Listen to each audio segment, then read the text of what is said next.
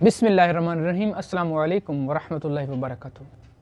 दोस्तों, साइंस कहती है कि इंसानियत की इब्तिदा लाखों साल पहले हो चुकी है, जबकि इस्लाम की तारीख़ के मुताबिक इंसानियत की इब्तिदा हज़रत आदम अलैहिस्सलाम से हुई। जैसा कि हम सब जानते हैं कि साइंस बाद में उस चीज़ को तस्खीर करती है और कुरान करीम पहले ही उसी चीज़ को बयान फरमा चुका होता है। जैसे कि इंसान के पैदा होने से लेकर मरने तक के तमाम मराहिल अल्लाह अज़्ज़ व जल कुरान करीम के अंदर मुख्तलिफ़ मकामात पर इरशाद फरमा चुका है। जैसा कि इंसान की तख्लीक मिन नुत्फ़तिन फ़इज़ा हुवा ख़सीम मुबीन, एक खनखनाती मिट्टी या सड़े हुई गारे से हुई। इस तरह इंसान की कुल्लु नफ्सुन ज़ाइक़तुल मौत तक के तमाम मराहिल वो अल्लाह अज़्ज़ व जल कुरान हकीम में इरशाद फरमा चुके हैं।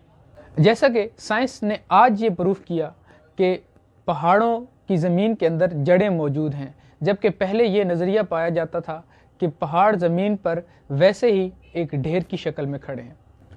जबकि साइंस ने अब प्रूफ किया कि ज़मीन के अंदर पहाड़ों की जड़ें मौजूद हैं, जबकि कुरान हकीम इस बारे में इरशाद फरमाता है, अलम नजअलिल अर्द मिहादा, क्या ये वाक़या नहीं है कि हमने ज़मीन को फ़र्श बनाया, वल जिबाल औतादा, और पहाड़ों को मेखों की तरह गाड़ दिया।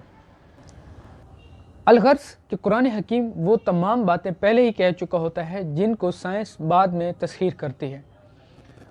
ऐसे ही ये मरहला कि जो बात साइंस अब प्रूफ कर रही है, कुरान करीम इस बारे में पहले ही इशारा दे चुका है।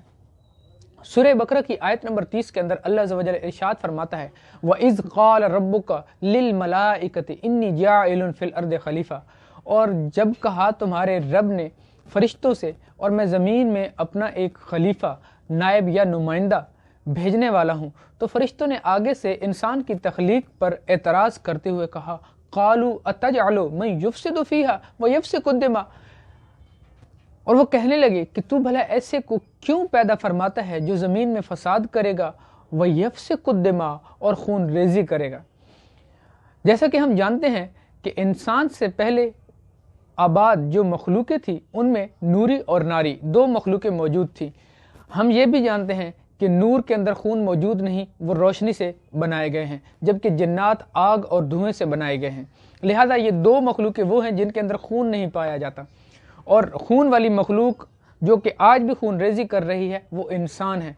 फरिश्ते चूँकि गैब का इल्म नहीं रखते, फरिश्तों ने देखा कि पहले से मौजूद यहाँ पर इंसान वो खून रेज़ी कर रहा था, और उनकी खून रेज़ी रोकने के लिए अल्लाह अज़्ज़ व जल ने अपने नुमाइंदे को ज़मीन पर भेजने का ज़िक्र इरशाद फरमाया। तो फरिश्तों ने कहा कि ये भी वही काम करेगा जो वहाँ पर पहले वाली मखलूक कर रही है। बल्कि अक्सर उलमा के नज़दीक यहाँ पर बसने वाली जो मखलूक है वो जिन्नात थे। जैसा कि कुरान करीम से हम देख चुके हैं कि दिमाग का मानी खून है, और जिन्नात चूँकि नार से बने हैं, आग से बने हैं, इसलिए उनके अंदर खून मौजूद नहीं होता। तो खून वाली मखलूक इंसान ही है। और इसके साथ साथ एक और नज़रिया पाया जाता है कि हज़रत आदम अलैहिस्सलाम की पसली से हज़रत अम्मा हवा अलैहिस्सलाम पैदा हुई थी। ये कॉन्सेप्ट बाइबल से आया था, जबकि कुरान हकीम में इसका कोई इशारा मौजूद नहीं है। शुरू के अंदर इस बात की दलील के लिए उलमाए कराम और दीगर मज़ाहिब के लोग कहते थे, इसीलिए बिलखसूस क्रिश्चियनिटी, वो कहते थे कि इसलिए मर्द की एक पसली औरत से कम होती है। जब साइंस ने तरक्की की और एक्सरे आ गया तो पता चला कि मर्द और औरत दोनों की दोनों साइडों पर मुकम्मल पसलियाँ होती हैं। तो कुरान हकीम पहले से ही इस बारे में इरशाद फरमा चुका है कि आदम अलैहिस्सलाम से पहले भी मखलूक थी जो ज़मीन पर फसाद कर रही थी, और आदम अलैहिस्सलाम अल्लाह ताला के नुमाइंदे और खलीफा बनकर उस मखलूक के शर को रोकने के लिए ज़मीन पर बनाए गए।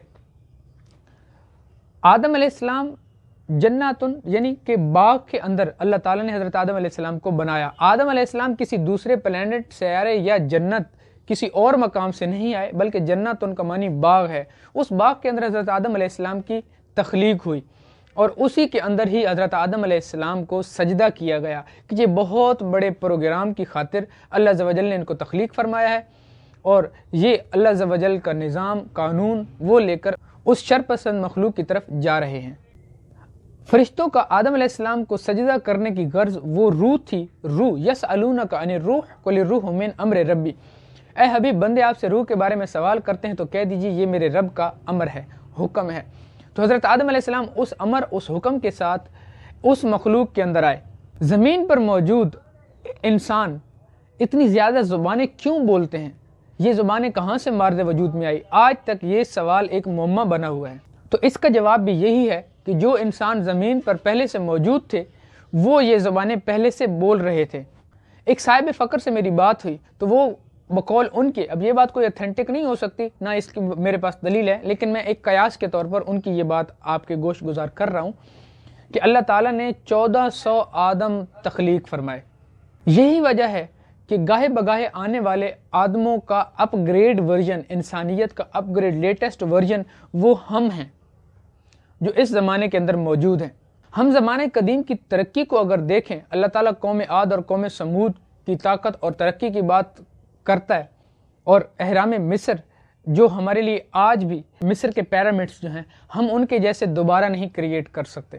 انسان نے ہر زمانے میں ترقی کی، ہم ارتقاء کے اس دور میں ہو کر بھی ان کے جیسے پیرامڈس نہیں بنا سکتے۔ اس کا مطلب انسان نے جتنی بھی ترقی کی ہے وہ ترقی کے بعد ایک مقام پر آ کر جب وہ تکبر کرتا یا معراج انسانیت سے ہٹتا تو اللہ تعالیٰ ان کو نیست و نابود فرما دیتا تھا۔ یوں نسل انسانی دوبارہ سے ایک ارتقاء کے ذریعے پیدا ہوتی چلی گئی۔ بہرحال ہمارا ویڈیو بنانے کا مقصد یہ کہ آدم علیہ السلام سے پہلے بھی انسان موجود تھے۔ قرآن کریم سورہ بقرہ کی آیت نمبر 30 میں اس کا ذکر موجود ہے۔ لہٰذا ہم اس نتیجے پر پہنچتے ہیں کہ سائنس قرآن کریم کو جو چیلنج کرتی ہے کہ تاریخ انسانی کی ابتدا ہزاروں سال نہیں بلکہ لاکھوں سال پہلے کی ہے، جبکہ قرآن کریم اس کا اس طرف اشارہ فرماتا ہے کہ آدم علیہ السلام سے پہلے بھی انسان موجود تھے، اما ہوا پہلے انہی انسانوں میں سے کسی کی اولاد تھی۔ ہم زیادہ اس کی تاریخ نہیں جانتے، لیکن ہمیں اتنا پتہ چل چکا ہے کہ آدم علیہ السلام سے پہلے جو زمین پر موجود تھی، جو خون بہا رہی تھی، وہ انسان ہی تھے۔ دوسرے نمبر پر جو اتنی زبانیں اس دنیا پر بولی جاتی ہیں، وہ زبانیں بھی پہلے سے ہی موجود انسان بول رہے تھے۔ اب اگر کوئی یہ کہے کہ زبان بنیادی طور پر ایک ہی تھی، اس کے ارتقاء میں یہ زبانیں مارد وجود میں آئیں، تو اس کا ایک ایگزامپل لیجئے کہ دو میاں بیوی کسی انجان علاقے میں چلے جاتے ہیں جہاں پر کوئی انسان نہ ہو، ان کی اولاد ہزاروں سال کے بعد بھی وہی زبان بولے گی جو وہ ماں باپ زبان بول رہے تھے۔ ہاں، کچھ ایجادات کے بعد وہ ان نئی چیزوں کو نیا نام دے سکتے ہیں، لیکن ان کی زبان کی گرامر بیان ہی وہی رہے گی۔ یہ جو زبانیں بولی جا رہی ہیں، اتنے گرامر کے ساتھ، ہر زبان اپنے الگ گرامر اور الگ سیغوں کے ساتھ موجود ہے، تو اس کی وجہ یہی ہے کہ یہ زبانیں ساری الہامی ہیں اور یہ ہر زمانے میں الگ الگ نازل ہوتی آئی ہیں۔ اگر آپ کو میرے اس نظریے سے اختلاف ہو تو آپ اپنا اختلاف رائے رکھ سکتے ہیں، لیکن مجھ پہ کفر کا فتویٰ نہ لگائیے گا، کیونکہ کفر رسالت مآب صلی اللہ علیہ وسلم پر ایمان نہ لانا یا توحید کے انکار کرنے کا ہوتا ہے۔ یہ ایک الگ نظریہ ہے، اسے نہ تو اسے نیا مسلک یا فقہ جنم لے گا۔ دعاؤں کی درخواست۔ السلام علیکم ورحمۃ اللہ وبرکاتہ۔